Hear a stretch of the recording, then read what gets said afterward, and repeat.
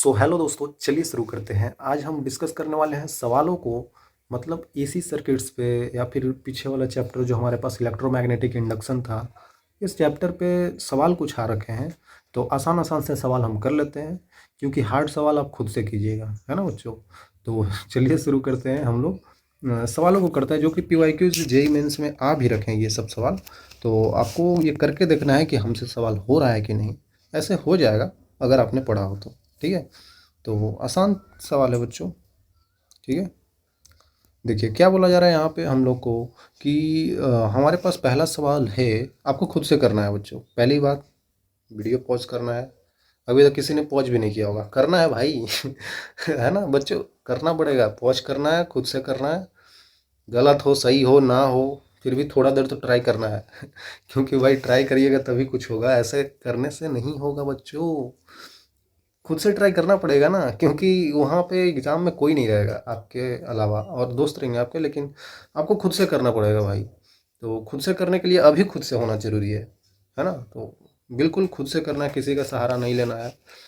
Answer देखने के बाद तो कोई भी कर देता है सॉल्व, सॉल्यूशन देखने के बाद अरे हाँ भाई, अरे इतना ईजी था, ये तो हम ऐसे ही कर देते हैं। लेकिन बात ये है, ऐसे ही कर देते, ऐसे ही कर देते, वहाँ जाकर होता ही नहीं है। मैं जब तैयारी करता था तो मैं भी यही करता था कि सर का सॉल्यूशन देख लिया, उसके बाद हटा दिया और फिर करने लगा। तो भाई पहले आपने सॉल्यूशन देख लिया ना, तब तो हो ही जाएगा। वैसे नहीं करना है। और फिर लगता था अरे ये तो ऐसे ही कर लूँगा, और एग्ज़ाम में जाकर मेरे से सवाल ही नहीं होता था। है ना। तो वो सब चीज़ें हैं। तो आपको ऐसा नहीं करना है, क्योंकि मैं जो गलती किया हूँ वो तो मैं साफ साफ बता ही रहा हूँ कि मैंने ये गलती किया हूँ। ठीक है ना, तो उससे सीखना है भाई।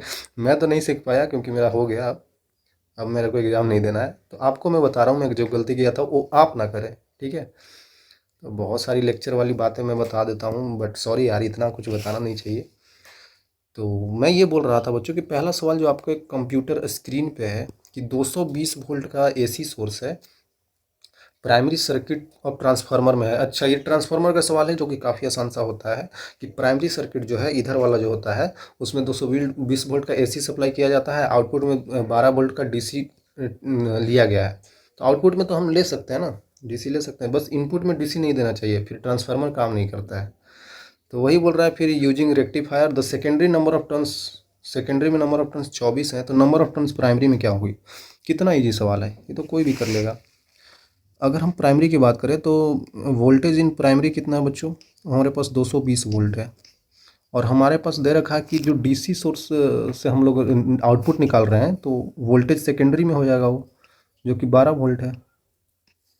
और उसके बाद हमें बोल रहा है कि यहाँ पे सेकेंडरी में नंबर ऑफ टर्न्स भी दे रखा है, 24 है। तो यहाँ पे हमारे को number of turns in primary निकालना है।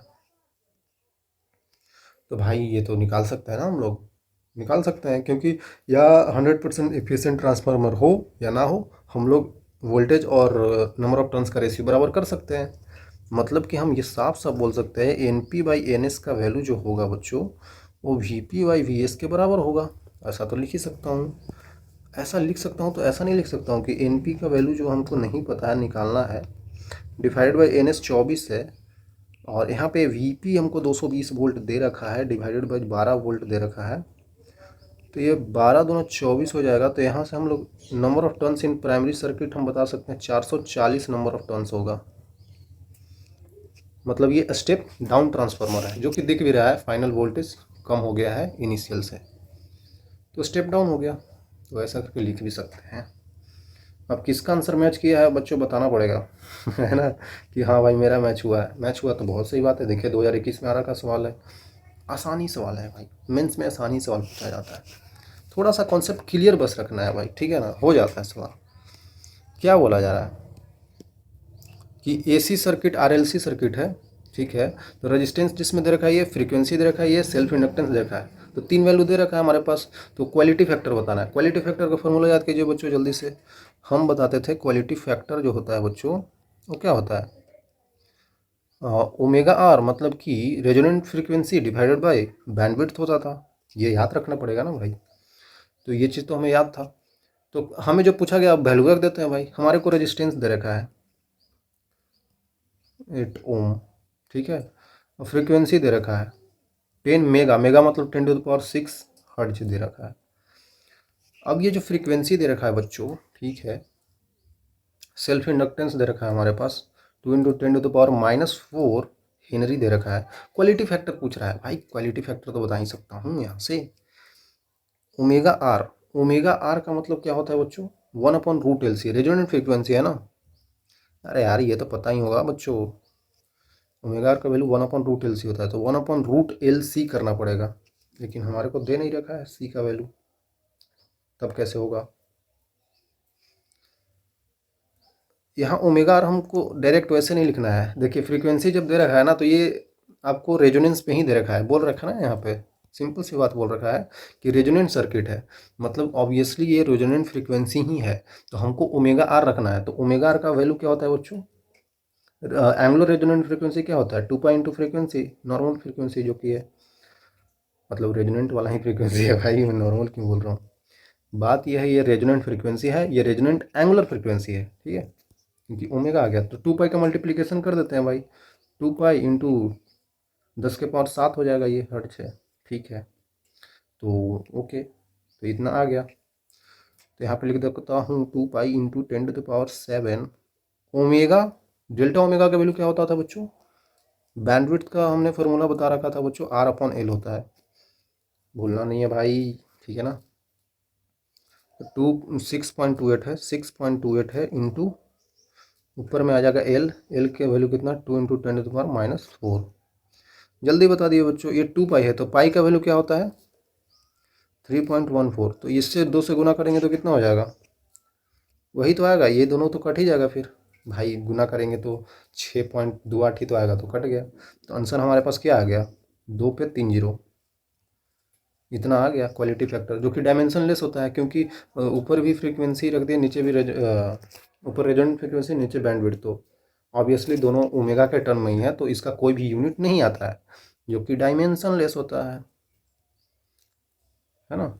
ये तो पता ही होगा, मैंने भले ही कल नहीं बताया था बच्चों, लेकिन ये बात सही है ना, क्योंकि दोनों ओमेगा आ रहा है तो यूनिट आएगा ही नहीं इसका, ठीक है। तो आंसर 2000 हो गया भाई, आंसर 2000 हो गया, बात खत्म। चलिए आगे चलते हैं। फिर से सवाल आ गया, फिर से आपको खुद से करना है बच्चों। आपको ईएमएफ दे रखा है और आपको फेज डिफरेंस π/4 का दे रखा है, और आपको ईएमएफ और करंट के बीच में फेज डिफरेंस होता है ऑब्वियसली यार, तो इसमें से कौन सा सर्किट होगा? जल्दी से बता दीजिए। नहीं बता सकते? बिल्कुल आसानी से बताया जा सकता है। कैसे? अरे यार कैसे क्या? आपको फेज डिफरेंस दे रखा है, अगर आपको ये दे रखा है मतलब कि ये ईएमएफ और करंट के बीच का फेज डिफरेंस है, तो ईएमएफ का अगर इक्वेशन ये है, तो हम लोग इसी का रेफरेंस लेके करंट का इक्वेशन नहीं लिख सकते हैं? I = I0 sine omega T, मतलब कि 100t है, 100t प्लस या माइनस π/4 लिख सकते हैं। हो सकता है लीड, हो सकता है लैग कर रहा हो, करंट का वैल्यू हो सकता है वोल्टेज से लीड कर रहा हो या फिर लैग भी कर रहा हो, वो हमको नहीं पता है ना अभी, इसलिए प्लस माइनस लिखा हूँ। बट हमें बताना है आरएल सर्किट है या आरसी सर्किट है, क्योंकि दो ही ऑप्शन दिख रहा है हमें, आरसी या फिर आरएल, ठीक है। तो चलिए देखते हैं भाई, देखते हैं। मान लेते हैं शुरुआत में एलसी सर्किट है, सॉरी आरएल सर्किट मान लेते हैं, एलसी तो है ही नहीं। आरएल सर्किट में क्या होता है बच्चों कि आरएल सर्किट में अगर आपको देखा जाए तो करंट इस डायरेक्शन में अगर हम कांस्टेंट मान रखे हैं, तो आपको पता चलेगा कि एल ऊपर आ जाएगा, मतलब एल में करंट ऊपर आ जाएगा। तो यहाँ पे वोल्टेज ऑफ इंडक्टर, और यहाँ पे आ जाएगा आपके पास, एक सेकेंड, फेज डिफरेंस हमारे पास π/4 का है ना बच्चों, तो 45 डिग्री का है, तो 90 तो नहीं होगा। तो ऑब्वियसली ये आपको सवाल में दे रखा है कि कुछ ना कुछ वोल्टेज, जो हम लोग ये VL ले रखे हैं, ये VR ले रखे हैं, तो इसका कुछ ना कुछ नेट इधर आएगा, V नेट, जो ये EMF लिख रखा है ना हम लोग, वो इधर आएगा, और करंट तो ऑब्वियसली इधर ही होता है, हमने ऑलरेडी ले रखते होते हैं, तो इनके बीच का एंगल π/4 ऐसे हो सकता है। या फिर एक और पॉसिबिलिटी है बच्चों, एक और पॉसिबिलिटी है कि इधर के तरफ VC हो जाए और इधर की तरफ V नेट हो जाए, नीचे की तरफ π/4, ये भी हो सकता है। तो इस केस में क्या होगा, जब नीचे की तरफ होगा और करंट इधर की तरफ होगा, तो इसका मतलब करंट लीड करेगा, तो करंट में प्लस का पाई/4 आ जाएगा। लेकिन अगर ये लेंगे तो करंट पीछे हो जाएगा, मतलब माइनस का पाई/4 आएगा। वो देखते हैं कैसे आएगा। ये सब कॉन्सेप्ट क्लियर होना चाहिए भाई, ये सब मैंने बता रखा है बच्चों, ठीक है। तो अब क्या करें हम लोग, कौन सा होगा भाई, कौन सा होगा? तो बिल्कुल सही डायरेक्शन में जा रहे हैं। अगर हम लोग 10 लिखना चाहें, मतलब 10 का पाई/4, तो वो तो 1 होता है। और 10 पाई/4 क्या हो जाएगा, परपेंडिकुलर अपॉन बेस। तो परपेंडिकुलर कितना है, VL है। बेस कितना है, बेस कितना है बच्चों बताइए? इधर VL है और नीचे बेस कितना है, VR है। सिंपल। तो VL अपॉन VR हो जाएगा। तो VL का वैल्यू में अगर करंट तो दोनों में सेम होता है, तो V = IR कर देंगे तो I इंटू XL आ जाएगा, यहाँ पे R आ जाएगा, XL अपॉन R। और 1 के बराबर है तो XL का वैल्यू R के बराबर होगा। XL का वैल्यू क्या होता है, ω/L होता है, =R। क्या ये चीज़ हो सकता है?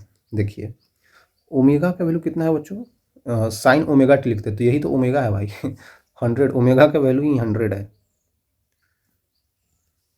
तो 100 इंटू L =R, मतलब R/L का वैल्यू 100 होगा। ये क्या किसी में मैच कर रहा है? ये कब ले रहे हैं, जब ये वाला इधर, मतलब कि LR सर्किट ले रहे हैं। इस सर्किट में R/L कर दीजिए बच्चों, क्या आ रहा है, क्या आ रहा है? ऊपर 1000 आ रहा है किलो में, नीचे 10⁻³ तो ये तो नहीं होगा। ऊपर 1000, नीचे 10⁻², ये भी नहीं होगा। तो भाई ये RL सर्किट है ही नहीं, जो हम सोच रहे थे वो है ही नहीं। है क्या, RC सर्किट। तो RC सर्किट में क्या होगा बच्चों, RC सर्किट में क्या होगा, वहाँ पे 10, वहाँ पे वही होगा, 10 ऑफ पाई/4 लेंगे तो 1 हो जाएगा, वो हो जाएगा XC/R।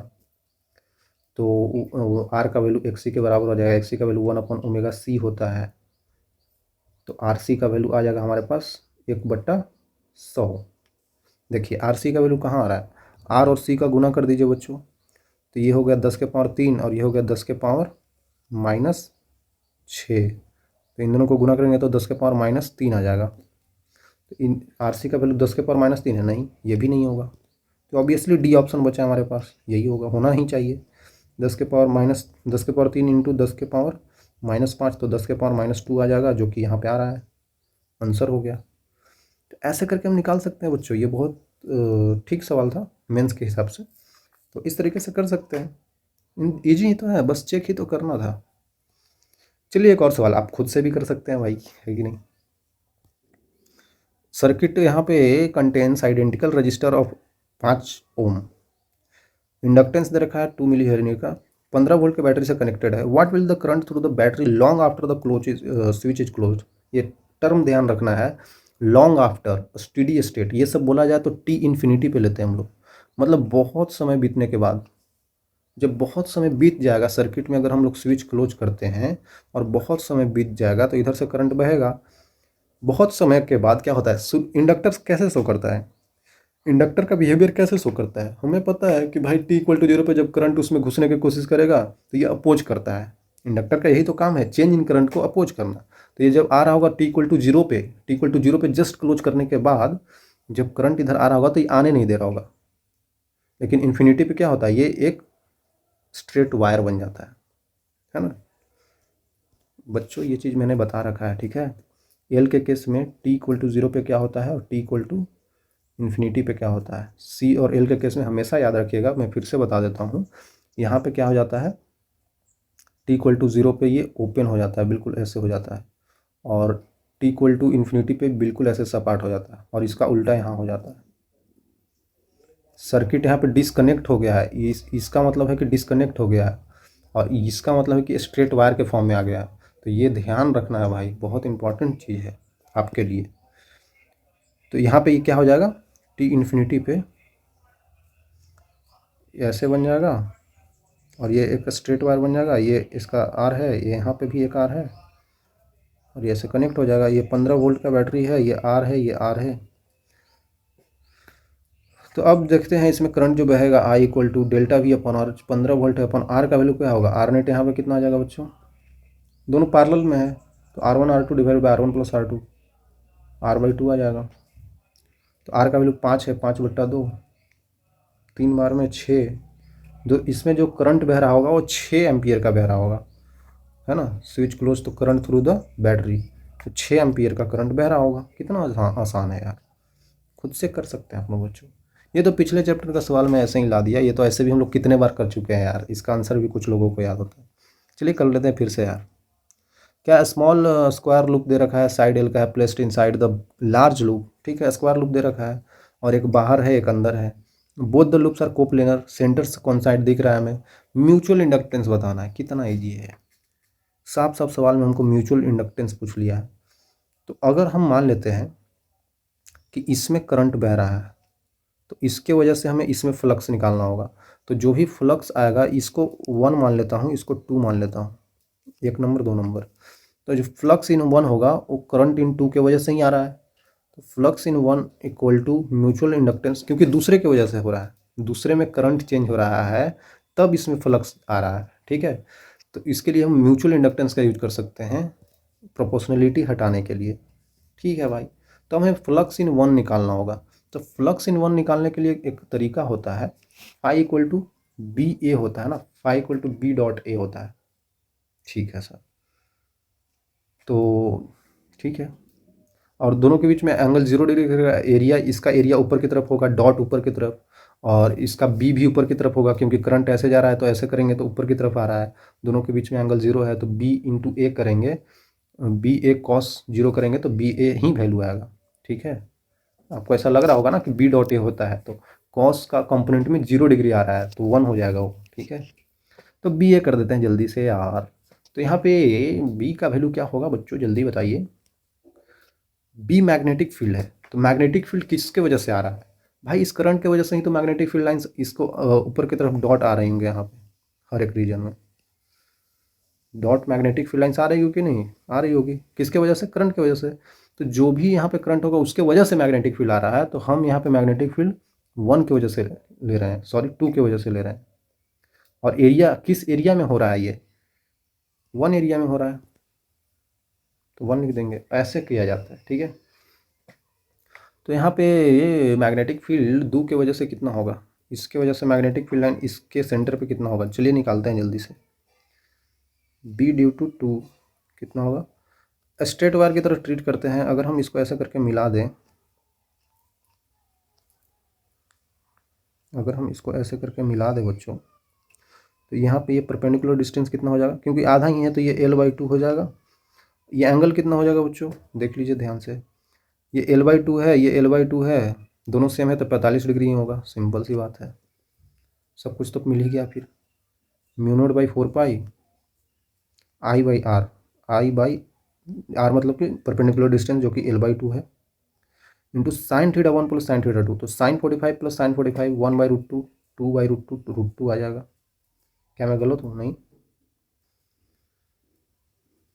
ठीक है ठीक है। तो यहाँ पे एक ये वायर की वजह से आया है, ऐसे ऐसे हमारे पास 4 वायर्स हैं, तो 4 से गुना भी करना पड़ेगा भाई।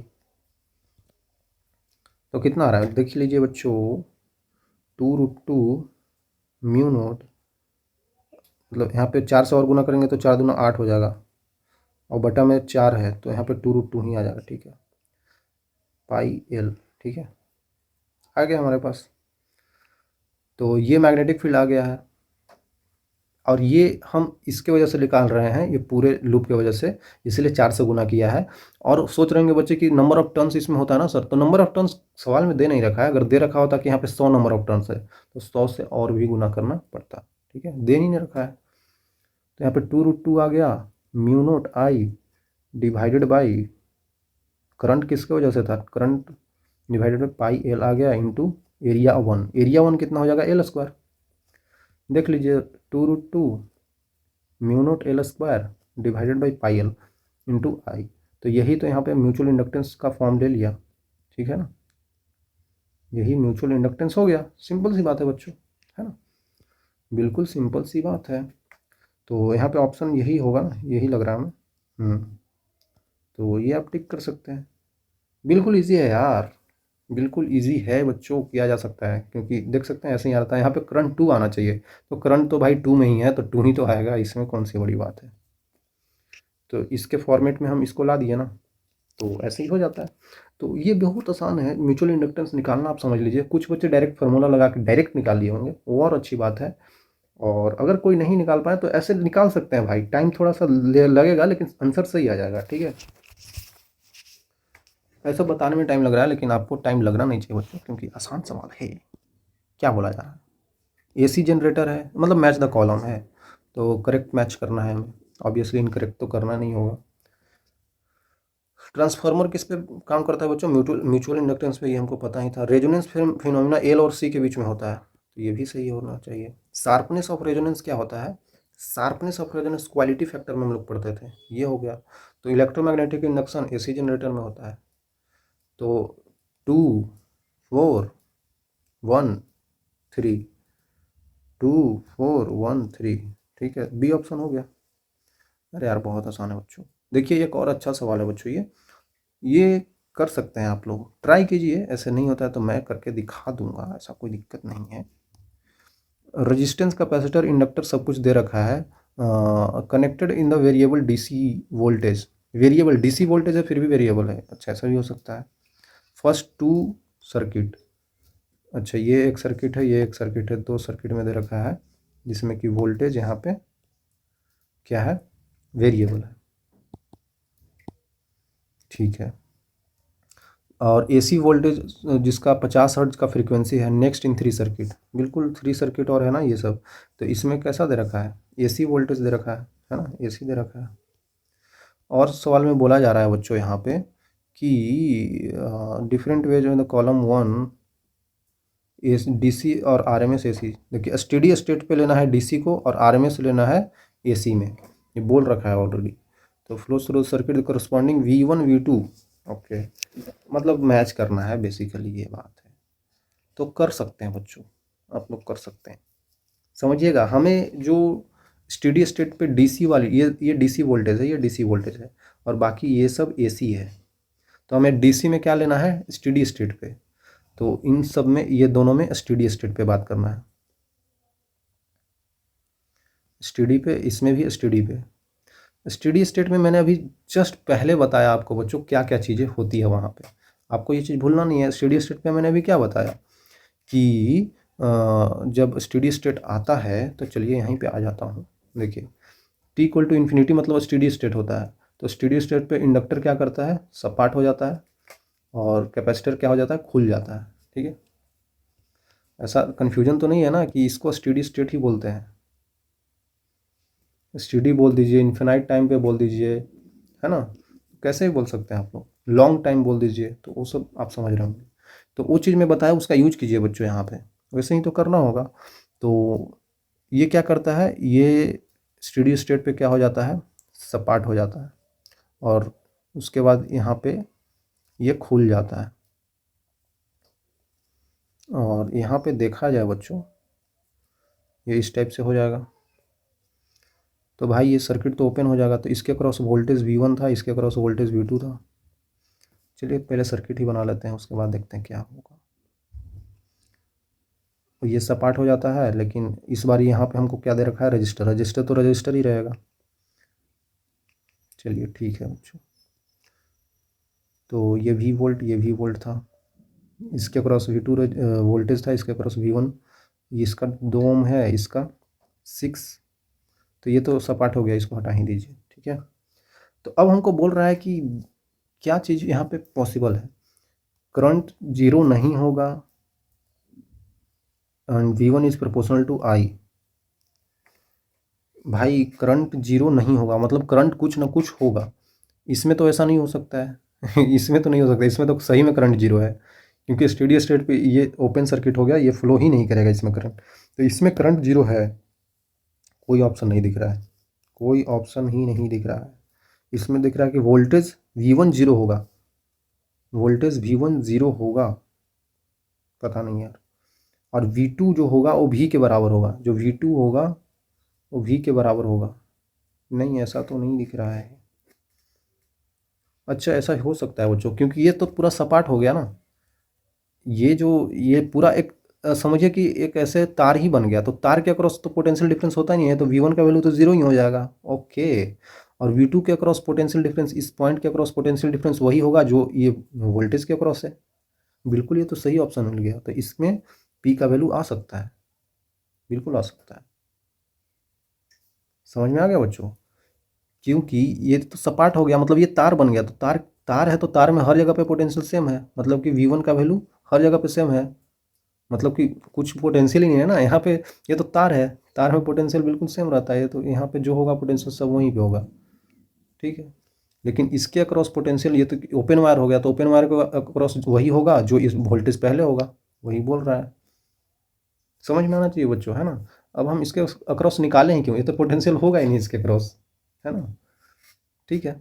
तो अब हम यहाँ पे देख लेते हैं, यहाँ पे इस टाइप का सर्किट बन गया होगा। तो अब यहाँ पे देख लेते हैं बच्चों कि करंट तो जीरो नहीं होगा इसमें, इसमें करंट फ्लो करेगा, ठीक है। तो ये भी हो सकता है, ये भी, ये भी। अब देखना है कि ये जो ऐसे फ्लो कर रहा है, तो यहाँ पे V2 का वैल्यू क्या होगा, V equal to I R, जो करंट फ्लो कर रहा होगा, इंटू आर 2 ओम। तो V2 का वैल्यू जो भी होगा बच्चों, वो आई इंटू आर होगा, मतलब V1 इज प्रोपोर्शनल टू आई। नहीं, V1 तो होगा ही नहीं, ये तो हटा ही दो बच्चों।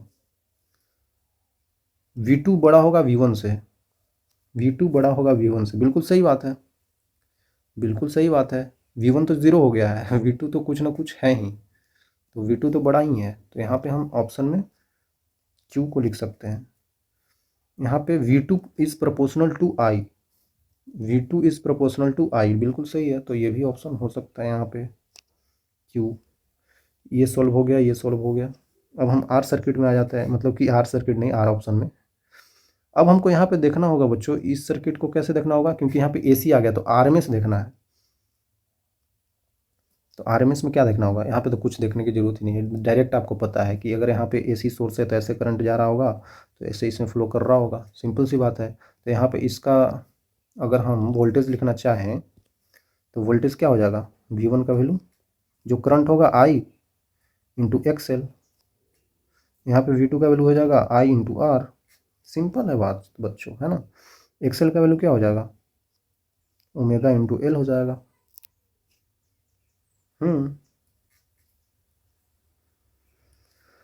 अब आप चाहें तो यहाँ पे ओमेगा रख सकते हैं, ओमेगा का यहाँ वैल्यू 50 दे रखा है, 50 फ्रीक्वेंसी पे है ना।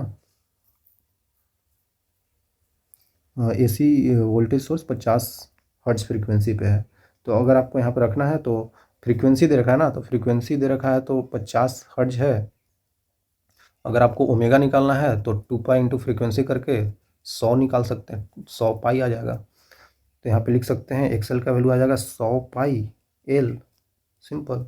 तो हमें बताना क्या है, बेसिकली हमें बताना क्या है, ये चीज़ पता होना चाहिए। और अगर AC सर्किट में देखें तो आपको पता होगा कि V2 जो करंट वाला रजिस्टर वाला होता है वो इधर होता है, और इंडक्टर वाला ऊपर की तरफ होता है वोल्टेज, तो VL आ जाएगा, सिंपल। तो अब आप देख सकते हैं यहाँ पे क्या पूछ रहा है हमें, करंट तो जीरो नहीं होगा भाई, करंट तो इसमें भी जीरो नहीं होगा, इसमें जीरो कैसे होगा, करंट तो जीरो नहीं होगा। लेकिन V1 is proportional to I, V1 इधर है ना, प्रोपोर्शनल टू आई, तो आई के प्रोपोर्शनल तो है ही बच्चों, आई तो आएगा ही इसमें। तो ये तो सही होना चाहिए हमारे पास, मतलब आर इसमें आना चाहिए। और देख लेते हैं, V2 is greater than V1, V2 मतलब कि ये है, तो ये जो V2 है और ये जो V1 है, V2 बड़ा होगा V1 से, देख लेते हैं भाई। I इंटू आर है, तो आर का वैल्यू कितना है बच्चों, आर का वैल्यू 2 है, तो यहाँ पे 2I आ जाएगा, और यहाँ पे कितना आ जाएगा, इतना इंटू आई। अगर वोल्टेज निकालना चाहें तो इसमें I का मल्टीप्लिकेशन हो जाएगा, I कॉमन है। अब इसका वैल्यू देख लेते हैं, L का वैल्यू 6 मिली हेनरी है, यहाँ पे रख देते हैं, इंटू 6 इंटू 10⁻³ कितना आंसर आ रहा है, 10⁻⁻1, तो 6 पाई डिवाइडेड बाई 10 आ रहा है। क्या मैं सही हूँ, हाँ सही हूँ। 6 पाई अपॉन 10 आ रहा है, इसका मतलब क्या हुआ, ये एक से तो बड़ा ही है, मतलब कि 36 18 आ जाएगा, तो लगभग लगभग लेकिन 2 से छोटा है, एक से बड़ा है, 2 से छोटा है, और ये 2 है, मतलब कि V1 कम है V2 से, तो ये ऑप्शन तो नहीं होगा, V1 कम है V2 से, अच्छा वही तो लिखा हुआ है मैं क्या बोल रहा हूँ। तो ये आर यहाँ पे भी आ जाएगा। यहाँ पे तो पोटेंशियल जीरो नहीं हो रहा है भाई, ये तो गलत ऑप्शन है। यहाँ पे देख सकते हैं V2 is proportional to I, V2 is also proportional to I, बिल्कुल सही बात है। तो ये भी ऑप्शन आ जाएगा हमारे पास आर, ये भी हो गया। अब एस में आ जाते हैं, यहाँ पे भी RMS पे देखना होगा। अब हमारे पास एक्सेल है ऊपर की तरफ आएगा और यहाँ पे नीचे आ जाएगा XC, मतलब कि VL और VC आप समझ रहे हैं ना। हाँ सर, और करंट तो ऐसे फ्लो करता ही है। तो आप देख सकते हैं V1 V2 निकाल लीजिए, V1 निकाल लीजिए। V1 का वैल्यू कितना हो जाएगा बच्चों आई इंटू, अभी हमने एक्सेल निकाला था 6 मिली हेनरी के लिए, तो कितना रहा था 6 पाई/10 आ रहा था। बार बार क्यों निकालो भाई। और V2 कितना आ जाएगा बच्चों, V2 कितना आ जाएगा 3 माइक्रो फैराड है। तो आई इंटू एक्सी, एक्सी 1/ओमेगा c होता है। 1/ओमेगा का वैल्यू है 50 नहीं 100 है ना, 100 पाई इंटू सी का वैल्यू कितना है बच्चों 3 माइक्रोफराड। 10⁶ ऊपर आ जाएगा, ये 10⁴ आ जाएगा। ओके, तो यहाँ पे आ रहा है 10⁴/3 पाई, ठीक है 10⁴/3 पाई। तो आप देख सकते हैं इसमें कि बिल्कुल करंट जीरो नहीं है। और V1 जो प्रोपोर्शनल टू आई है, ये तो ऑप्शन हमेशा सही ही हो रहा है। आर है, एस भी इसमें आ जाएगा, V1 प्रोपोर्शनल टू आई है। यहाँ पे भी देखिए V2 प्रोपोर्शनल टू आई है, ये भी इसमें आ जाएगा। ठीक है भाई, अब ये देख लेते हैं I1 जीरो नहीं है बिल्कुल, करंट तो जीरो नहीं है, वो तो हमें भी पता है। V2 बड़ा होगा V1 से, देख लेते हैं। V2 बड़ा होगा V1 से, ऑब्वियसली दिख रहा है यहाँ 10⁴ पाई है, ऑब्वियसली बड़ा है भाई। तो ये भी ऑप्शन इसमें आना चाहिए भाई, एस भी आना चाहिए। ठीक है, अब ये भी हो गया। अब ये आ जाते हैं, यहाँ पे भी करंट आई फ्लो कर रहा होगा। यहाँ पे कैसे फ्लो कर रहा होगा बच्चों, VC इधर होगा, सॉरी VR है ना बच्चों, VR इधर हो जाएगा, VC नीचे हो जाएगा। तो और करंट तो इधर ही फ्लो करता है। अब आपको पता होगा V1 V2 का वैल्यू क्या होगा। V1 का वैल्यू, इस बार रजिस्टर इधर है ना, तो V1 का वैल्यू I इंटू आर हो जाएगा, I इंटू 1000। V2 का वैल्यू कितना हो जाएगा बच्चों 3 माइक्रोफराड, जो कि हम अभी ऊपर देखें तो ये कितना हो जाता है V2 का value I into 10⁴ divided by 3 पाई। अभी हमने देखा ना भाई, यही वाली तो थी 3 माइक्रोफराड 3 माइक्रोफराड। ठीक है, तो अब हम देख लेते हैं करंट तो किसी में जीरो नहीं है, तो ये तो पता ही है। और V1 डायरेक्टली प्रोपोर्शनल टू आई, ये तो हमेशा से ये तो हमेशा से है कि V1 प्रोपोर्शनल टू आई। तो आर एस यहाँ पे टी भी आ जाएगा, यहाँ पे V2 प्रोपोर्शनल टू आई, यहाँ पे भी टी आ जाएगा। इसमें देख लेते हैं V2 is greater than V1, यहाँ पे फिर से V2 बड़ा ही है V1 से, तो इसके बाद यहाँ पे भी टी आ जाएगा। तो कुछ करना नहीं था, बस हमें चेक करना था। यहाँ पे 1000 आ रहा है ना, और यहाँ पे 10⁴ है, और यहाँ पे 10 से थोड़ा कम है, तो फिर भी ये बड़ा ही होगा बच्चों, बड़ा ही होगा। कंपेयर कर लीजिए, V2 को कंपेयर कर लीजिए। V2 कितना आ रहा था 10⁴ था, मतलब कि 10⁴ है, 10⁻³ लिख दो इंटू 10/3 पाई। 3 पाई का मैक्सिमम वैल्यू 9 पॉइंट कुछ हो सकता है ना, 9 पॉइंट 14×2 = 28, 14×42 इतना हो सकता है। लेकिन फिर भी ये काटेंगे तो 1 से ज़्यादा आ जाएगा, फिर भी ये 10⁻³ से थोड़ा ज़्यादा आ जाएगा। तो ये 10⁻³ है, ये 10⁻³ से थोड़ा ज़्यादा है, तो V2 का वैल्यू ज़्यादा हो जाएगा जो कि दिखा रहा है। तो ये आप टिक कर सकते हैं। ओके, यहाँ पे कुछ छूट रहा है क्या, इसमें हमने चेक नहीं किया है। V1 जीरो होगा, मतलब V1 इसके क्रॉस तो जीरो ही है, मतलब इसके क्रॉस तो है ही नहीं पोटेंशियल। और V2 का वैल्यू V के बराबर होगा, V2 का वैल्यू जो होगा इसके क्रॉस का पोटेंशियल वो V के बराबर होगा। ऐसा होगा क्या बच्चों, ये तो R सर्किट हो गया ना, सिर्फ इसमें R है, ये तो इधर कुछ है ही नहीं, ये R सर्किट हो गया। तो R सर्किट में क्या होता है,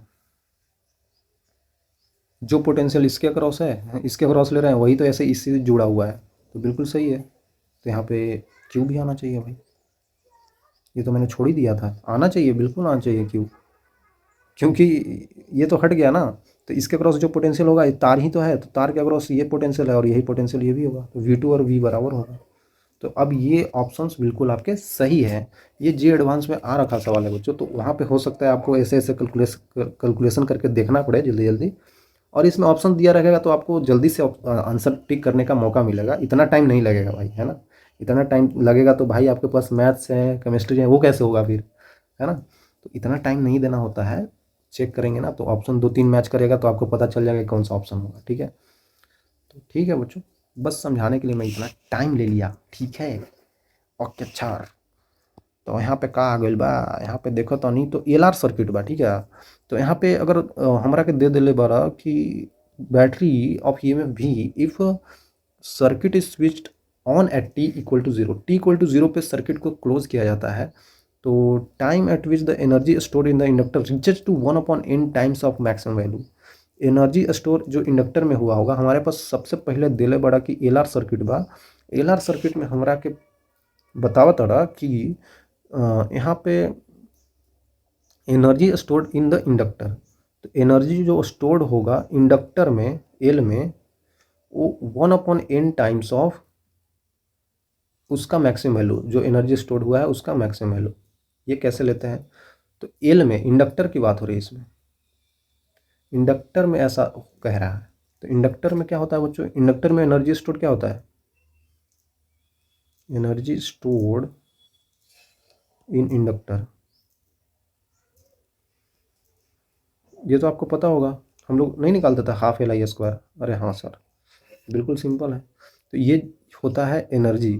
अब मैक्सिमम एनर्जी, एनर्जी स्टोर्ड क्या होता है इंडक्टर में, हाफ एल तो कांस्टेंट ही है भाई, आई वैल्यू, आई का वैल्यू वेरी कर रहा होगा, तो आई का मैक्सिमम वैल्यू क्या होगा, आई का मैक्सिमम वैल्यू क्या होगा, मान लेते हैं आई का मैक्सिमम वैल्यू आई नॉट है ना, ऐसा मान सकते हैं ना। तो यहाँ पे आ जाएगा half L I square equal to 1/n times of half L I naught square, क्योंकि ये मैक्सिमम वैल्यू हमने ले रखा है, तो ये कट जाएगा, ये कट जाएगा। तो यहाँ पे I equal to I divided by I note कर दें हम लोग, तो 1/√n आ जाएगा बच्चों हमारे पास। हाँ सर, ये वैल्यू निकालने के बाद आपको एक चीज़ और दिमाग में आना चाहिए कि अगर हमको पास एलआर सर्किट दे रखा है और जो कि कोई बैटरी ईएमएफ से कनेक्ट हो रखा है, तो ये तो कोई ऐसा है नहीं कि एसी सोर्स है, तो ईएमएफ है ना, कोई वोल्टेज है बैटरी का, तो ये एसी सोर्स तो नहीं है बच्चों। तो अगर ऐसा रहता है सर्किट में हमें दिया हुआ कि ठीक है एल है, आर है, ये दोनों कोई वोल्टेज से कनेक्टेड हैं वी से, तो यहाँ पे हम लोग नहीं लिखते थे कि जब t इक्वल टू जीरो पे सर्किट क्लोज किया जाता है, t इक्वल टू जीरो पे सर्किट क्लोज किया जाता है तो धीरे धीरे करंट का राइज होता है। तो राइजिंग करंट में हम लोग इक्वेशन लिखते थे, याद कीजिए करंट का, I equal to I naught into 1 - e⁻t/टाउ। ये याद होना चाहिए बच्चों, देख रहे हैं यूज हो रहा है ना फार्मूला, तो भाई याद तो होना चाहिए। तो यहाँ पे अब I/आई नोट का हमको वैल्यू दे रखा है, तो I/आई नोट निकाल लेते हैं, इक्वल टू 1 - e⁻t/टाउ आ गया। टाउ का वैल्यू होता है L/R, ये भी आपने पढ़ रखा टाइम कांस्टेंट। अब हमारे पास आ गया यहाँ पे, इधर ले आएंगे तो e⁻ का t/टाउ आ जाएगा, जो कि किसके बराबर हो जाएगा बच्चों, 1 - I/आई नोट। तो यहाँ पे आप निकाल सकते हैं ना, अगर 1 - I/आई नोट है तो आप लोग यहाँ पे कर लीजिए ना भाई, 1 - I/आई नोट कर लीजिए, इक्वल टू 1 - 1/√n। तो ये यहाँ पर वैल्यू पुट कर दीजिए, साफ साफ दिख भी तो रहा है, 1 - 1/√n। अब हम निकाल सकते हैं यहाँ से कि माइनस का,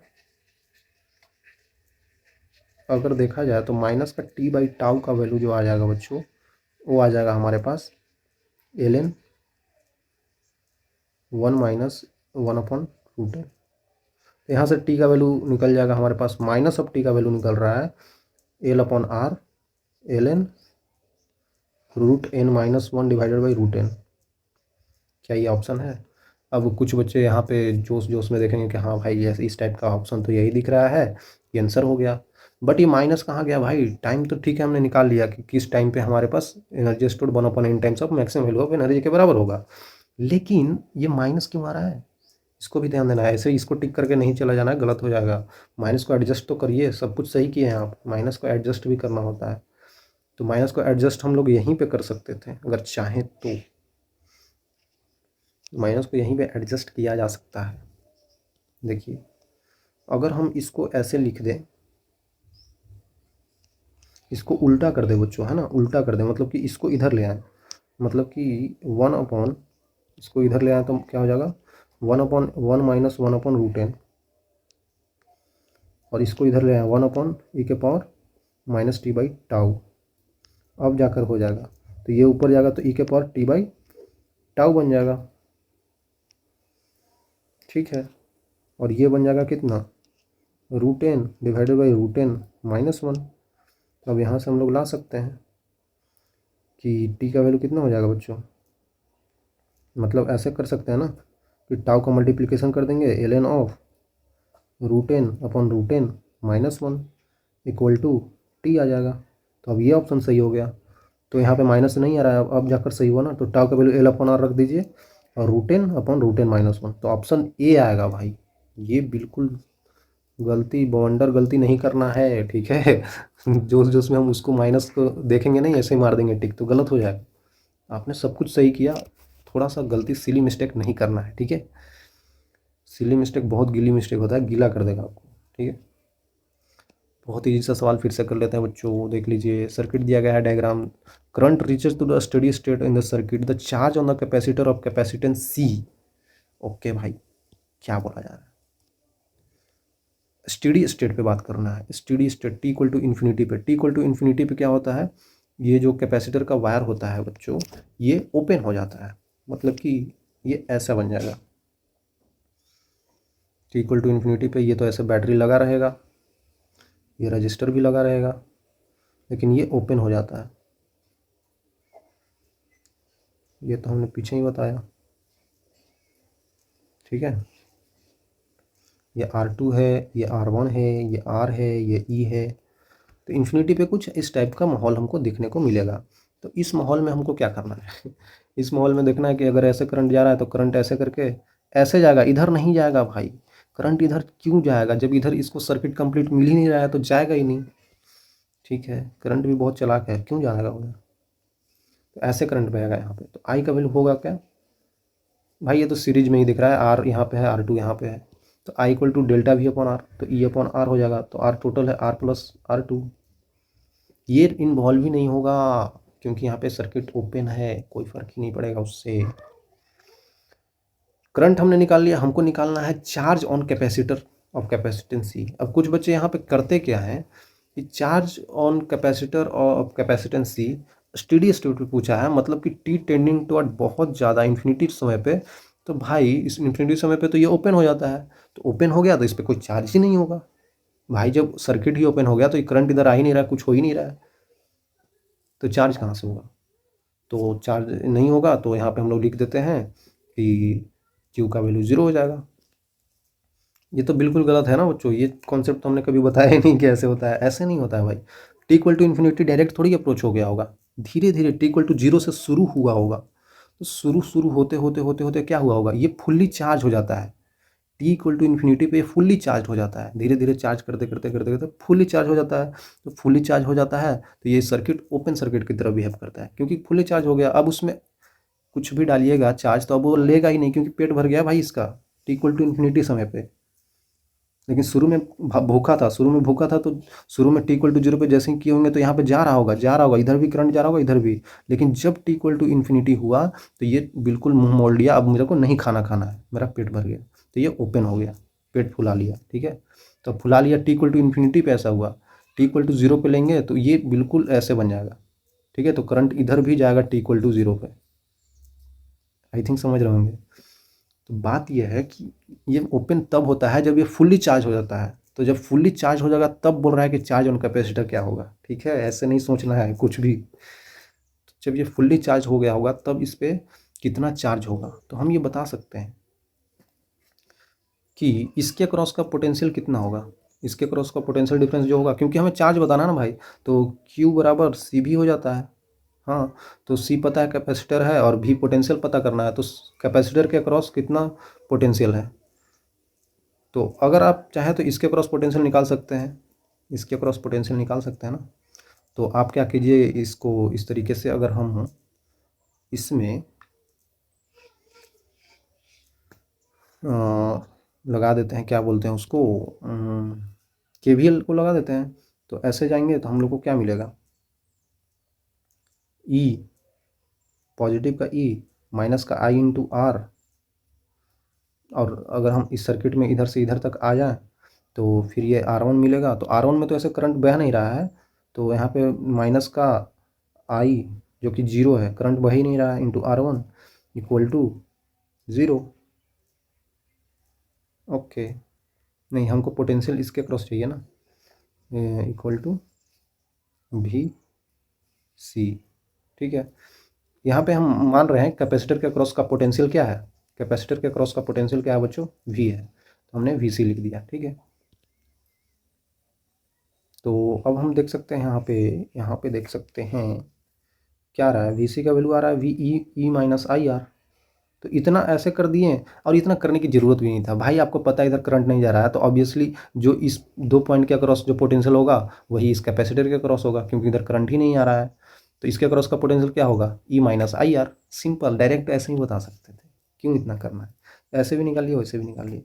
तो अब आपको पता है Q का वैल्यू C इंटू V होता है, तो C इंटू V का वैल्यू क्या है, E माइनस का IR, I का वैल्यू है E upon R1 plus R+R2 है इंटू R।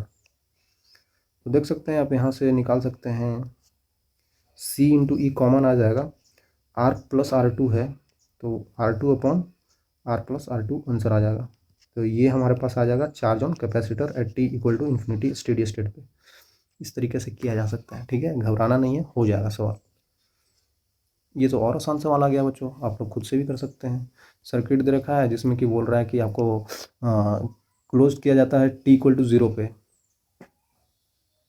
तो बोल रहा है T इक्वल टू 0 पे कैसा कैसा सिनेरियो होगा, तो सिनेरियो तो बता ही सकते हैं। देखिए T इक्वल टू 0 पे क्या होगा बच्चों, कितना आसान सा सवाल है।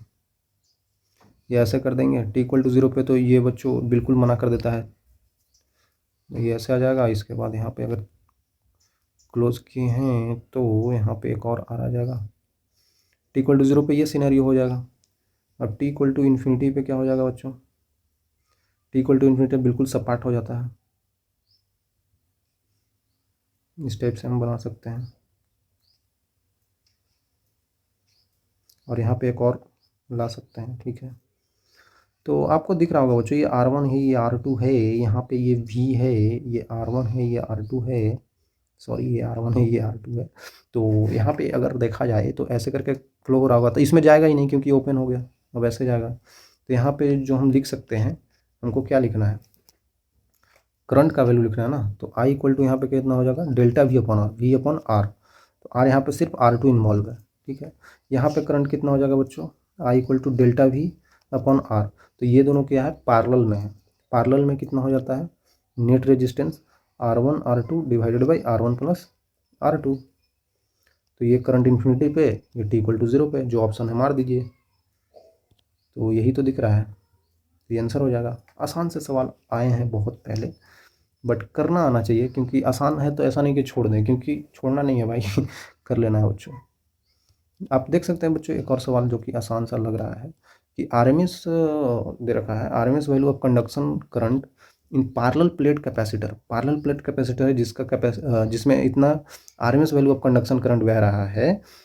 तो यहाँ पे कैपेसिटी ऑफ कैपेसिटर निकालना होगा। If it is connected with 230 volt AC supply से कनेक्टेड किया गया है, एंगुलर फ्रीक्वेंसी भी दे रखा है। भाई बिल्कुल इजी है, अगर हमको कैपेसिटेंस निकालना है तो कैपेसिटी का वैल्यू क्या होता है, Q बाई V हो जाता है। तो आपको वोल्टेज तो दे रखा है, लेकिन Q का वैल्यू कैसे निकालें, तो ये तो काम नहीं करेगा। अगर हम देख रहे हैं यहाँ पे कि AC सोर्स से कनेक्टेड है बच्चों, ये यहाँ पे कनेक्टेड है कैपेसिटर, तो इस बात को हम समझ सकते हैं कि इसमें जो भी करंट I बह रहा होगा वो डेल्टा V, जो कि VRMS होगा यहाँ पे, अपॉन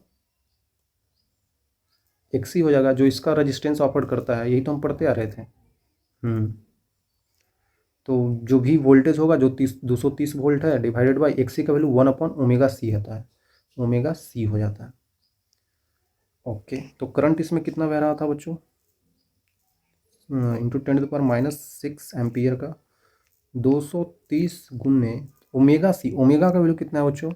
एंगुलर फ्रीक्वेंसी हमको दे रखा है इतना, मतलब 600 इंटू सी का वैल्यू। तो यहाँ से सी का वैल्यू आ सकता है, बिल्कुल आ सकता है।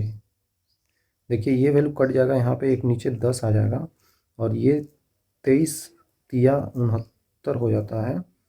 अब सी का वैल्यू अगर आप चाहें तो निकाल सकते हैं, क्योंकि ये फिर काट देगा इसको 2 बार में, 200 बार में। तो सी का वैल्यू आप निकाल सकते हैं इस तरीके से, 10⁻⁻7 डिवाइडेड बाई 2 दूना 4, 400। ये आ रहा है लगभग, अगर हम ऊपर 100 से गुना करते हैं, 100 से नीचे डिवाइड कर दें, तो डिवाइडेड बाई 4 इंटू 10⁻11 आ जाएगा यहाँ पर। नहीं, -11 आ जाएगा, ठीक है, अगर 100 से गुना करें तो। लेकिन यहाँ पे एक और ज़ीरो आएगा ना बच्चों, यहाँ पे एक और ज़ीरो है, क्योंकि ये जीरो हमने छोड़ दिया, तो 10⁻12 हो जाएगा। तो ये आ जाएगा, इससे कितने बार में कटेगा? 50 चौका 100 होता है, सॉरी 50 चौका 100 होता है, ये कौन बोला? 25 चौका 100 होता है। क्या हमने कुछ गलती किया है क्या बच्चों? बताइए बताइए। अरे यार ये तो कटा था पूरा, तो यहाँ पे 200 ही तो रहेगा, 2 ही तो रहेगा, यहाँ पे क्या कर रहा हूँ मैं? ठीक है 50 और 10⁻12 है, तो यहाँ पे पिको फेराड बोल सकते हैं, तो 50 आंसर आ जाएगा, ठीक है। अरे ये मैं 2 ले रहा था, ये क्यों ले रहा हूँ? ये तो 23 से काटा हूँ ना, मैं 23 से काटा हूँ, तो मेरे को दिख रहा था तो ले रहा था, ऐसे नहीं करना है, ठीक है। तो आसान है यार, सवाल आप कर सकते हैं बच्चों इस तरीके से। हमने पहले ये फार्मूला लगाया, इससे तो हमको काम बनता हुआ नहीं दिखा, क्योंकि चार्ज वार्ज दे नहीं रखा है। लेकिन अगर हमको पता है कि यहाँ पे कनेक्टेड टू एसी सोर्स, तो एसी सोर्स हम ऐसे बना देंगे, इसके बाद ये कैपेसिटर बना देंगे, क्योंकि कैपेसिटी दे रखा है, कैपेसिटर का निकालना है, और आरएमएस दे रखा है, तो एसी का ही सवाल है ये, और ओमेगा भी दे रखा है। तो हमको चीज़ें आसान लगा, हम इस तरीके से किए, आंसर आ गया। तो हो सकता है कहीं कहीं पे आप फंस जाए, तो आपको कुछ कुछ और चीज़ें सोचना है जो आपको क्लासेस में बताया गया हो, कि एसी सोर्स में ऐसे pure resistive, pure capacitive circuit है, कुछ कुछ ऐसे सोचेंगे तो आपसे सवाल हो जाएगा, ठीक है। और नहीं हो रहा तो सवाल को आगे बढ़ा देना है, ठीक है। ऐसा नहीं करना कि उसमें उलझ जाना है बच्चों, उलझ जाइएगा तो भाई फिर एग्ज़ाम है ये बहुत बुरी तरीके से आपको मार लेगा, क्योंकि समय बहुत कीमती होता है। आपको और भी सब्जेक्ट्स होते हैं, केमिस्ट्री होता है, मैथ्स होते हैं, जो कि वो और ख़तरनाक होता है। तो वो सब में टाइम देना पड़ता है ना, तो जल्दी जल्दी करना होता है। तो ये इतना हेनरी का हमारे पास इंडक्टर दे रखा है, 12 ओम का रजिस्टर दे रखा है, 220 वोल्ट और 50 हर्ट्ज से एसी सोर्स से कनेक्टेड है। Current in the circuit and the phase angle between the current and the source voltage are respectively. Okay, अरे यार ये तो काफ़ी आसान हो गया बच्चों, ये आपने कर रखा है सवाल, ये आपने कर रखा है, अगर आपने लेक्चर देखा होगा तो। कैसे? इंडक्टर है, रजिस्टर है, जो कि कनेक्टेड है एसी सोर्स से, तो भाई कोई दिक्कत थोड़ी है। इंडक्टर है, रजिस्टर है, जो कि कनेक्टेड है एसी सोर्स से, तो जो कि 0.07 हेनरी का दे रखा है, 12 ओम का रजिस्टर दे रखा है, ये 220 वोल्ट पे ऑपरेट हो रहा है, 50 हर्ट्ज इसका फ्रीक्वेंसी है। तो ये तो नॉर्मल फ्रीक्वेंसी होगा, तो हमें क्या निकालना है? ओमेगा निकालना होता है ना, रेजोनेंट फ्रीक्वेंसी हमें निकालना होता है, तो हम वो निकालते हैं 2 पाई इंटू 50 करेंगे तो 100 ऑफ पाई आ जाएगा, 100 पाई आ जाएगा यहाँ पे। तो हमको बता रहा है कि करंट क्या होगा और फेज डिफरेंस। अरे यार ये एल आर सर्किट है, तो इसका कुछ वी एल इधर आ जाएगा, वी आर इधर आ जाएगा, और करंट तो हम अगर कांस्टेंट मान के, क्योंकि दोनों में करंट सेम ही फ्लो होगा, तो वो ऐसे बना दिए। इसके बाद आप देख सकते हैं वी नेट इधर आ जाएगा, ये एंगल फाई हो जाएगा। तो आपको वही फेज एंगल पूछ रहा है, तो 10 ऑफ फाई का वैल्यू कितना हो जाएगा बच्चों? वही एक्सएल अपॉन आर आ जाएगा भाई, सिंपल तो है, XL upon R, omega L upon R. तो ओमेगा एल का वैल्यू कितना हो जाएगा? ओमेगा एल का वैल्यू कितना हो जाएगा? 100 पाई इंटू एल का वैल्यू कितना है? 7/10 तो नीचे आ जाएगा, इंटू आर का वैल्यू कितना है बच्चों? 12। ये कट गया, ये कट गया, तो पाई का वैल्यू 22/7 ले लेते हैं, इंटू 7/12, तो 11/6 आ रहा है। 10 फाई का वैल्यू 11/6 आ रहा है, जो कि 11/6 सब में दे रखा है। सब में दे रखा है। अब हमको करंट निकालना है, तो आई इक्वल टू क्या होता है? Net voltage V delta V upon R, मतलब जेड यहाँ पे आ जाएगा। तो जेड का वैल्यू कितना हो जाएगा भाई, net impedance root over omega L का वैल्यू हमने निकाल रखा है क्या, मतलब कि हम ये बता रहे हैं एक्सएल प्लस आर का स्क्वायर हो जाएगा ना भाई, बिल्कुल सही बात है। तो रूट ओवर आ जाएगा हमारे पास बच्चों, एक्सएल होता है ओमेगा एल, तो यहाँ पे 7 पाई आ जाएगा आई थिंक। ओमेगा एल अगर हम करें, ओमेगा इंटू एल करें तो 7 पाई आ जाएगा। इसका स्क्वायर कर देते हैं प्लस आर का स्क्वायर, मतलब कि 12 का स्क्वायर। तो 22/7 करेंगे तो ये लगभग हमारे पास कितना बन जाएगा, 22 का स्क्वायर। 22 का स्क्वायर बन जाएगा, तो इसका मतलब बात ये है कि 2 दूना 4, 2 दूना 4, 4 8, एक 12 12 44 से, तो यहाँ पे बन जाएगा 4 4 8, 8 4 12 की 2 हासिल है, 5 1 6, 628 लगभग बन जाएगा। तो रूट ओवर 628 हो जाएगा। ऊपर पोटेंशियल कितना है, 220 वोल्ट का है, क्योंकि आरएमएस ही दे रखा है, रहता है मतलब जो दे रखा है वैल्यू वो आरएमएस ही होता है। रूट ओवर 628, 25 25 हाँ 625 होता है, तो लगभग लगभग 220/25 के आसपास आएगा। तो ये काटेंगे तो लगभग कितना आ जाएगा बच्चों, 25 अट्ठे 200, तो अट्ठे 200 मतलब 8.8 के आसपास आ जाएगा, कुछ इस टाइप का आ रहा होगा, 8.87 के आसपास। तो 8.8 ऑप्शन में है, तो ये दोनों ऑप्शन सेम ही है, तो भाई कोई भी टिक कर दीजिए, ठीक है। ऐसे करना होता है बच्चों, काफ़ी आसान है। यहाँ पे increase in resonant frequency in L C R circuit, series L C R हमको दे रखा है भाई। भाई बिल्कुल आसान है, रेजोनेंट फ्रीक्वेंसी हमको बढ़ाना है। रेजोनेंट फ्रीक्वेंसी ओमेगा आर होता है, जो कि 1/√LC होता है। अगर हमको इसको बढ़ाना है तो इनको कम करना होगा, इनको कम करना होगा। Source frequency should be increase. Source frequency क्या होता है, सोर्स फ्रीक्वेंसी तो जो हमको एसी सोर्स से सप्लाई हो रहा है, ये तो सोर्स फ्रीक्वेंसी होता है, सप्लाइड बाई एसी सोर्स। तो ये एसी सोर्स से सप्लाई होता है ना, तो ये तो वैल्यू हम लोग कम बेसी कर सकते हैं, लेकिन हमको इसको कम बेसी करने के बाद ही ये चेंज होगा, इससे थोड़ी चेंज हो जाएगा। ये तो सोर्स फ्रीक्वेंसी है, तो सोर्स फ्रीक्वेंसी तो ये तो सोर्स दे रहा है ना, एसी सोर्स जो है हमारे पास, तो वो एल और सी पे थोड़ी इफेक्ट डालेगा, क्योंकि एल तो कांस्टेंट वैल्यू है, सी तो कांस्टेंट वैल्यू है, ये थोड़ी वेरी करता है। अगर हम कहीं से लाते हैं एल इंडक्टर लाते हैं तो उसका इंडक्टेंस फिक्स होता है बच्चों, कैपेसिटर लाते हैं तो उसका कैपेसिटेंस फिक्स होता है, वो हम नहीं बदल सकते, वो तो जो हम ला के लगा देते हैं वही होता है। तो इससे तो कुछ फर्क नहीं पड़ेगा भाई, ये तो सोर्स का फ्रीक्वेंसी है। Another resistance is be added in the series in हम रेजिस्टेंस का काम ही क्या है यहाँ पे, एल और सी का काम है। Another capacitor should be added in series. Okay, series circuit है, L C R series circuit है, तो अगर हम कैपेसिटर लगाए हैं उसमें एक और कैपेसिटर जोड़ देते हैं, तो सीरीज में नेट कैपेसिटेंस कितना होता है, C1 C2 divided by C1 plus C2, मतलब कि पैरेलल, मतलब इस तरीके से हम करते हैं तो सी इक्विवेलेंट जो पहले C1 था और C2 था, मतलब C2 तो हम बाद में ऐड किए हैं सीरीज में, तो C1 से सी इक्विवेलेंट कम आ जाता है। अरे सर ऐसे कैसे बोल सकते हो, मान लीजिए ना ऐसा ही तो होता है। मान लीजिए ये 5 है, ये 10 है, तो 5 और 10 है, तो 5 10 50 डिवाइडेड बाई 15 आ जाएगा। तो आप ही देखिए ना कितना आ रहा है ये, 15 45, तो 3 पॉइंट समथिंग समथिंग आ रहा है। तो सी इक्विवेलेंट C1 से भी कम आ रहा है, समझ में आ रहा है, मतलब कि हमारे पास सी इक्विवेलेंट कम हो गया, मतलब नेट अब यहाँ पे कैपेसिटेंस कम हो गया, कैपेसिटेंस कम हो गया तो ओमेगा आर बढ़ जाएगा। अरे भाई तो ये तो ऑप्शन सही है, तो बिल्कुल सही है बच्चों।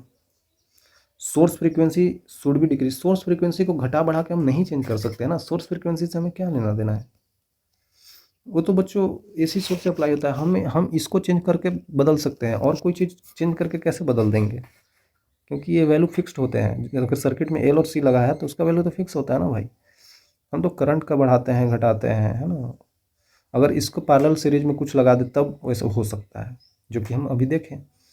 एक और सवाल काफ़ी आसान सा है कि reactance of N AC circuit is zero, it is possible that the circuit contain capacitor and inductor. इस केस में तो जीरो हो सकता है रिएक्टेंस, भाई दोनों एक दूसरे के अपोजिट तो होते हैं, एक से ऊपर आ जाता है ओमेगा एल, मतलब कि यहाँ पे एक से नीचे आ जाता है, हो सकता है ये जीरो हो जाए, तो ये ऑप्शन तो सही लग रहा है। एसी सर्किट में average power delivered by the source never be zero. क्या बात कर रहा है। एसी सर्किट अगर हम हमारे पास है, अगर हम प्योर आर सर्किट ले लेते हैं तो आर सर्किट में क्या होता है, एवरेज पावर जीरो ही तो होता है भाई। आर सर्किट में एवरेज पावर जीरो होता है। अगर आपने देखा हो तो आपको याद आ रहा होगा कि आर सर्किट अगर हम लेते हैं तो एवरेज पावर जो हम लेते हैं, किधर गया हमारे पास, एवरेज पावर लेते हैं, वो कितना आता था बच्चों, वी आई कॉस फाई आता था। तो यहाँ पे कॉस फाई का वैल्यू कितना हो जाता है बच्चों, वी आई कॉस फाई होता है ना। तो इन दोनों के बीच में बोल रहा है कैन नेवर बी जीरो, मतलब कभी जीरो नहीं हो सकता। नहीं, जीरो हो सकता है। कब जीरो होगा, जब फाई का वैल्यू 90 डिग्री हो जाए। अगर फाई का वैल्यू 90 डिग्री हो जाए ना तो जीरो हो सकता है। 90 डिग्री कब होगा, जब वोल्टेज और करंट के बीच में, आई और वी के बीच में, मतलब कि अगर हम यहाँ पे वी ए ले लें या फिर वी सी ले लें तो इस केस में तो 90 बन रहा है, तो इस केस में जीरो हो जाएगा। तो एवरेज पावर जीरो हो जाएगा प्योर इंडक्टिव या प्योर कैपेसिटिव सर्किट में। नहीं, आर सर्किट में जीरो नहीं होता है, इसमें पावर आता है, पावर होता है कुछ ना कुछ। L sir purely L circuit हो या फिर हमारे पास प्योरली सी सर्किट हो, उसमें जीरो होता है। मैं कंफ्यूज हो गया था, कंफ्यूज नहीं होना है, देख सकते हैं हम यहाँ पे करके दिखा दिया आपको, ठीक है। तो नेभर कहना बिल्कुल गलत बात है भाई, जीरो हो सकता है, ऐसा थोड़ी है। इसी सर्किट में जीरो नहीं होगा, जीरो हो सकता है, सिचुएशन पे डिपेंड करता है। तो दूसरा ऑप्शन तो गलत है, पहला ऑप्शन सही है, तो आंसर सी हो जाएगा। काफ़ी आसान आसान से सवाल ला रखे हैं बच्चों, जो आप खुद से भी कर सकते हैं। एसी सर्किट में देखिए इंस्टेंटेनियस ईएमएफ दे रखा है, ये दे रखा है, ये दे रखा है। दोनों में हमको फेज डिफरेंस भी दिख रहा है, पाई/4 का है। तो average power consumed in the circuit, wattless current पूछ रहा है। वाटलेस करंट याद है बच्चों, हम लोग कैसे बताते थे। अरे भाई, अगर इन दोनों के बीच में आपको दे रखा है करंट इधर है, पाई/4 पीछे है, मतलब कि ईएमएफ कुछ इधर है, तो आपको पता ही अगर पाई/4 है तो आई का कॉस फाई इधर आता था, आई का साइन फाई इधर आता था, और यही वाटलेस होता था। हाँ सर, याद है। तो आई बाई, यही तो वाटलेस हो जाएगा, आई/√2 हो जाएगा वाटलेस। आई का वैल्यू 20/√2 कितना हो जाएगा, ये तो वी नोट होता है ना, मतलब ये आई नोट होता है। आई नोट का वैल्यू 20 दे रखा है, तो वी आर एम एस हम कैलकुलेट करते हैं, तो आई आर एम एस यहाँ पे कितना हो जाएगा, आई नोट/√2, तो 20/√2। तो ये आर एम एस ही हम लिखते हैं बच्चों, है ना, ये आर एम एस ही लिखते हैं, ऐसा कोई समझिएगा नहीं कुछ और है। तो आर एम एस का वैल्यू 20/√2, √2 हो जाएगा, मतलब 10, मतलब 10 एम्पियर का वाटलेस करंट आ गया भाई। ये 10 है, ये भी 10 है, ये तो नहीं होगा। अब हमको एवरेज पावर कैलकुलेट करना है, तो एवरेज पावर कितना होता है बच्चों, वी आई कॉस फाई। तो आर एम एस वैल्यू लिखना होता है, √2 नीचे आ जाएगा, यहाँ पे भी 20/√2 आ जाएगा। कॉस पाई/4 का वैल्यू 1/√2, तो ये कितना हो जाएगा बच्चों, 2000/2, मतलब 1000/√2 आ जाएगा भाई, जो कि ये ऑप्शन दिख रहा है, ये ऑप्शन सही है। बिल्कुल आसान है बच्चों, खुद से भी कर सकते हैं आप, ठीक है। एक और सवाल ला लेते हैं। सीरीज एलसीआर सर्किट में डिज़ाइन किया गया resonant with an angular frequency दे रखा है। अच्छा, रेजोनेंट फ्रीक्वेंसी है ये। सर्किट ड्रॉज 16 वाट का power, 220 volt source in at resonance, value of resistance R in the circuit. अरे यार, क्या सवाल आसान सा है। ओमेगा नोट, मतलब ओमेगा आर ही दे रखा है, 10⁵ रेडियन पर सेकेंड। सर्किट ड्रॉज करता है पावर जो कि 16 वाट का है, फ्रॉम 120 वोल्ट, ठीक है, 120 वोल्ट का पावर वोल्टेज लेके 16 वाट का पावर ड्रॉ करता है, मतलब कि हटा देता है, बर्बाद करता है, रेजिस्टेंस ही है। तो भाई आर का वैल्यू बताना है। तो आपको पता होगा पावर इक्वल टू क्या होता है, वी आई कॉस फाई। हाँ सर, पता है। लेकिन अगर हम प्योरली आर सर्किट ले रहे हैं तो आर सर्किट में फाई का वैल्यू हम लोग जीरो लेते हैं, अभी ही मैंने बताया है आपको। तो पावर इक्वल टू सिर्फ वी आई आ जाएगा। रजिस्टिव है तो हम लोग लिख सकते हैं V²/R, ऐसे भी तो लिख सकते हैं।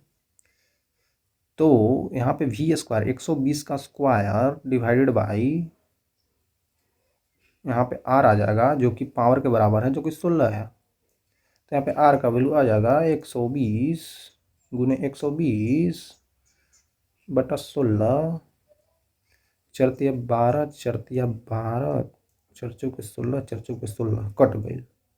यहाँ पे 3 दिया 9, 900 आ रहा है बच्चों। 900 रेजिस्टेंस का वैल्यू आ रहा है, 900 ओम आ रहा है। बिल्कुल आसान है यार। एक और सवाल जो कि ये थोड़ा सा सोचना पड़ेगा इस सवाल को करने के लिए आपको बच्चों, अगर नहीं होता है तो फिर हम करेंगे, आप पहले इसको ट्राई करें, ठीक है। चलिए शुरू करते हैं। एलसी सर्किट आपको दे रखा है, इंडक्टेंस वैल्यू दे रखा है, कैपेसिटेंस का वैल्यू दे रखा है, जो कि प्लेन में रखा हुआ सर्किट है। एरिया ऑफ द सर्किट दे रखा है, placed in the constant magnetic field of strength B naught है, जो कांस्टेंट मैग्नेटिक फील्ड है उसका स्ट्रेंथ बी नोट है, which is perpendicular to the plane of the circuit. Okay, पहली बात एलसी सर्किट है तो एलसी में एल हम बना लेते हैं और एक सी बना लेते हैं, और ये एक ऐसे प्लेन में रखा हुआ है बच्चों, ठीक है भाई। जिसमें कि कांस्टेंट मैग्नेटिक फील्ड आपको बी नोट दे रखा है, परपेंडिकुलरली है। परपेंडिकुलर में तो अप ऑफ द प्लेन या डाउन ऑफ द प्लेन होगा। मान लेते हैं कि हमारे पास down of the plane cross है, अगर मान लेते हैं क्रॉस मैग्नेटिक फील्ड लाइन्स है,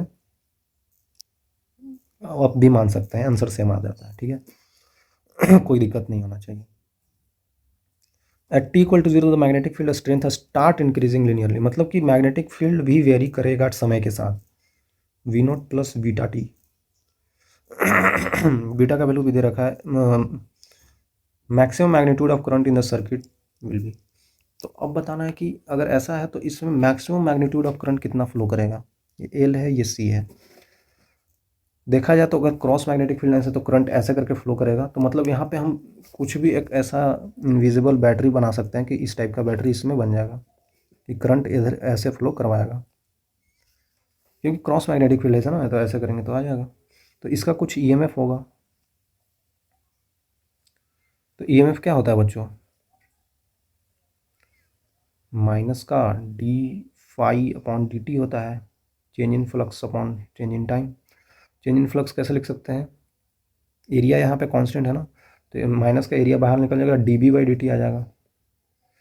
तो यहाँ पे ईएमएफ हम बता सकते हैं कि जो इस सर्किट का हो जाएगा, माइनस का एरिया कितना है 1 meter square into D B by D T.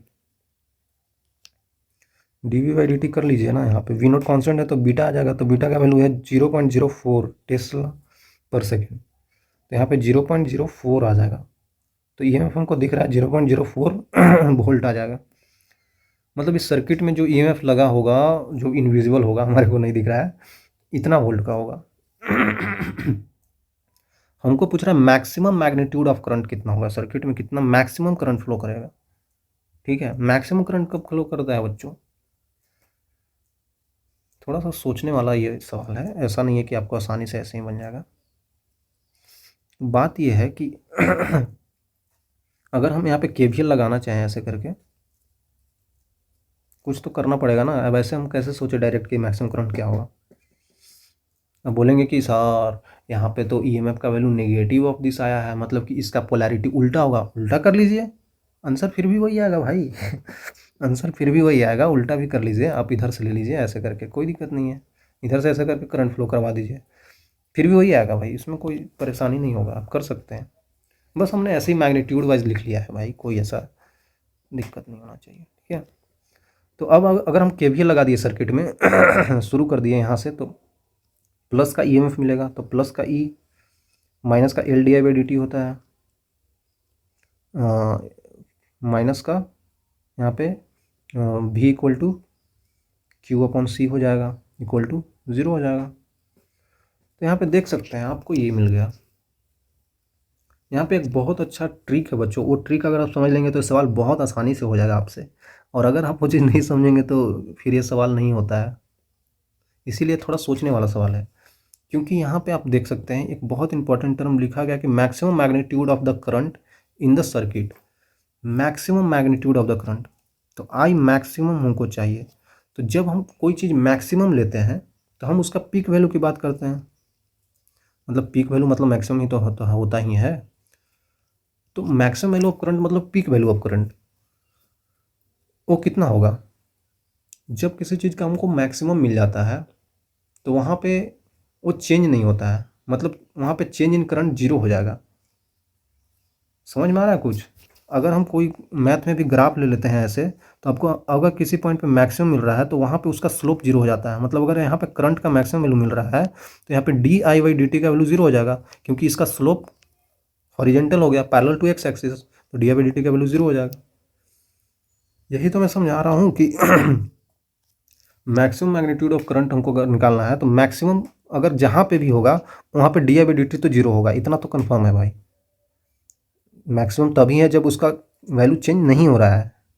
और भी चीज़ों पे यहाँ पे देखेंगे तो यहाँ पे ऐसे स्लोप पॉजिटिव है, यहाँ पे देखें तो स्लोप निगेटिव है, लेकिन क्योंकि यहाँ पे वैल्यू धीरे धीरे घट रहा है बच्चों, यहाँ पे वैल्यू धीरे धीरे बढ़ रहा है, लेकिन यहाँ पे वैल्यू ना घट रहा है ना बढ़ रहा है, ये कांस्टेंट हो गया। तो जो चीज़ कांस्टेंट होता है उसका डेरिवेटिव क्या होता है? जीरो होता है। ये कांस्टेंट था, यहाँ पे ये कांस्टेंट था, तो इसका डेरिवेटिव क्या हुआ? जीरो ही तो हो गया, और ये टाइम के साथ था तो आ गया। तो उसी तरीके से अगर मैक्सिमम है तो ये कांस्टेंट है, तो कांस्टेंट का डेरिवेटिव जीरो होता है। ये कांस्टेंट ही तो है बच्चों। ओके, तो वही चीज़ यहाँ पे बस समझना रहता है। अगर ये D I by D T है तो ये तो ज़ीरो हो गया भाई, क्योंकि चेंज इन करंट हो ही नहीं रहा है, क्योंकि मैक्सिमम करंट हमको निकालना है। तो ई एम एफ का वैल्यू हो जाएगा क्यू अपॉन सी। ओके भाई, तो ये चीज़ आपको बहुत इंपॉर्टेंट चीज़ मिल गया है।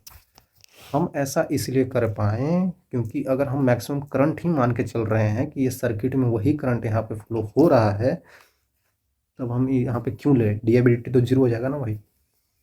ओके अब अगर हम चाहते हैं सॉल्व करना, अगर हमको निकालना है मैक्सिमम मैग्नीट्यूड ऑफ करंट, तो एक चीज़ और यहाँ पे ट्रिक है कि यहाँ पे अब आपको सोचना होगा कि जितना इस ये काम करता है, अगर कोई सर्किट में करंट बह रहा है तो ऐसे ही नहीं बहता है बच्चों। उस टाइम पे बैटरी को कुछ काम करना पड़ता है, तो बैटरी जो भी काम करता है वो काम उसका इधर एनर्जी के फॉर्म में स्टोर हो जाता है। आप ही समझिए ना, अगर सिर्फ रजिस्टिव सर्किट होता है और वो अगर बैटरी से कनेक्टेड हो, तो बैटरी जो भी वोल्टेज होता है इसका, ये बैटरी जो भी यहाँ पे वोल्टेज होता है उसका, तो यहाँ पे ये अगर पावर डिसिपेट करता है, क्योंकि ये रजिस्टर है ना, जो भी यहाँ पे एनर्जी डिसिपेट करता है वो कहाँ से कर पाता है?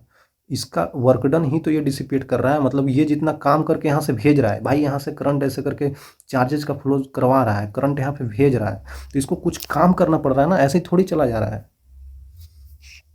अगर हमारे पास कहीं पे भी मान लेते हैं कि ये रजिस्टर है और ये कनेक्टेड है एक बैटरी से, तो यहाँ से करंट ऐसे ही नहीं चला जा रहा है, ठीक है, पोटेंशियल डिफरेंस क्रिएट हो रहा है तभी जा रहा है, लेकिन बैटरी कुछ काम करता है, अपने अंदर केमिकल रिएक्शन से काम करता है, काम करने के बाद यहाँ से करंट ऐसे करके फ्लो होता है, और जो यहाँ पे करंट आता है, जो यहाँ पे एनर्जी का फ्लो होता है, वो एनर्जी रजिस्टर बर्बाद करता है।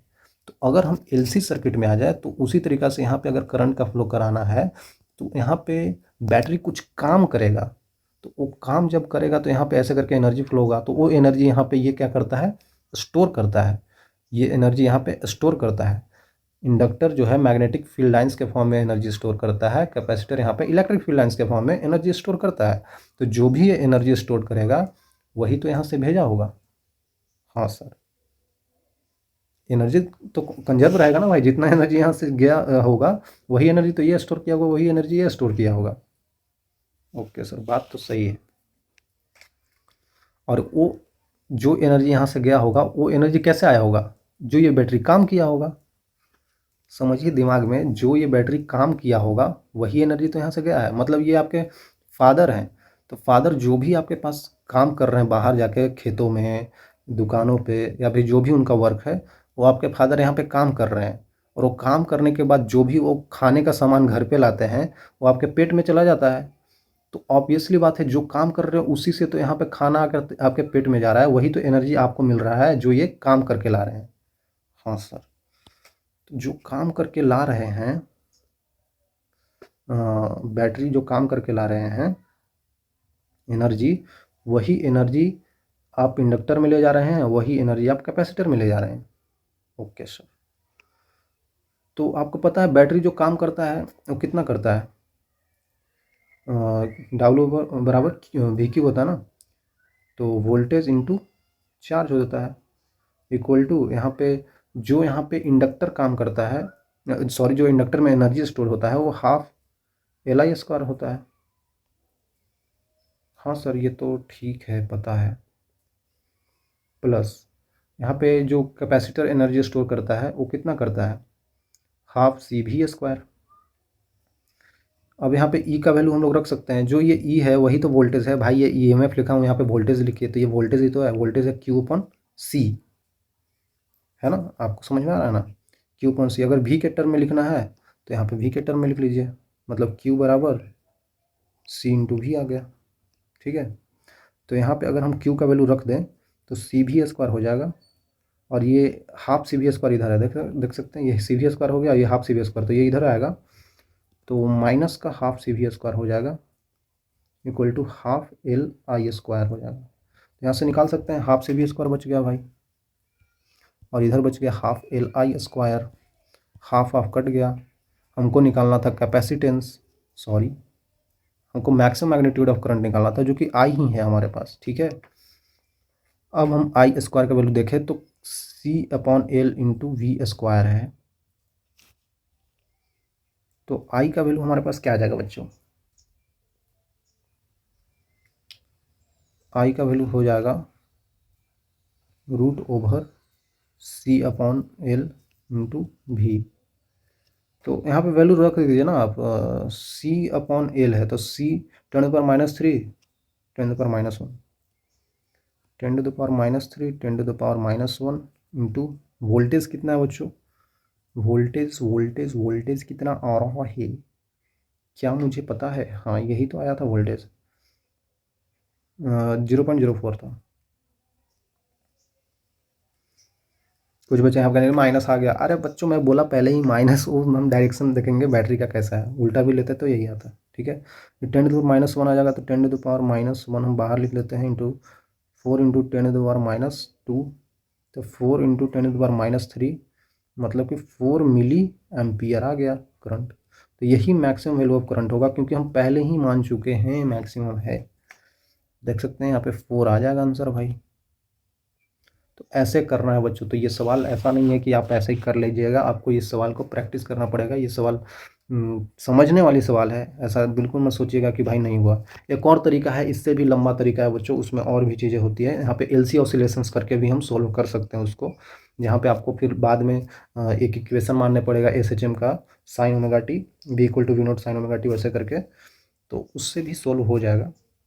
आप ये समझ लीजिए तो आप यूज कर सकते हैं, ये बहुत जगह पे यूज होता है कि हम एनर्जी कंजर्व कर सकते हैं। जो भी एनर्जी बैटरी का यहाँ से गया होगा वो एनर्जी इंडक्टर में और कैपेसिटर में वही गया होगा, क्योंकि एनर्जी कंजर्व होता है। और एनर्जी बैटरी का कितना होगा भाई, जितना काम किया होगा वही एनर्जी के फॉर्म में हो जाता है, जो काम करता है वही एनर्जी के फॉर्म में कन्वर्ट हो जाता है, सिंपल सी बात है। तो आई थिंक क्लियर होगा भाई, यहीं तक था बच्चों। तो यहाँ तक आने के लिए I will say you thank you, क्योंकि अब मिलेंगे आगे का चैप्टर्स में, तब तक के लिए ओके बाय।